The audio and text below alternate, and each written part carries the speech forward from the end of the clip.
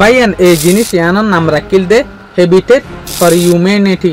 এই জিনিস ইয়ানোরে বানাইল দে ডিসেম্বর 2002 মাঝে। এই জিনিস ইয়ানোরে বানাইরে রেডিও গিয়ে দে উদে 3 ঘন্টা 26 মিনিট 30 সেকেন্ড পর্যন্ত লাগিল দিয়া। বাইয়ান 2002 মাঝে হ্যাবিটেট ফর হিউম্যানিটি ইয়ান এবার দেখান তাজুব পেহাম গজ্জে 3 রুম অলা একখান ফুরাগরে উদে 3 ঘন্টা 26 মিনিট 30 সেকেন্ডের ভিতরে বানাই ফেলাই। এই 3 ঘন্টার ভিতরে তারা রেলিং গরম মাঝে যোগ্য পেন্টিং করে রং লরে আজা ইবা ওয়ার টাকা হার একখান জিনিস গড়ি ফেলাই। আমেরিকার মাঝে যে একখান টাউন আছে আলাবামা ইয়ানোর মাঝে ইয়া জিয়ানোর বাপারে কিন্তু কারা কল্পনা করি পারিম দে ইল্লা স্পিড লরে তারা গড় ইয়ানোরে বানাই দিয়া 3 রুমওয়ালা একখান গড়রে বাই নকল ফাইলে ওনারা চ্যানেল ইবারি দে প্রতিদিন ইল্লা ইম্পর্টেন্ট ভিডিও ফাইবলা বলিওরে সাবস্ক্রাইব করিওরে রাখো। আসসালামু আলাইকুম।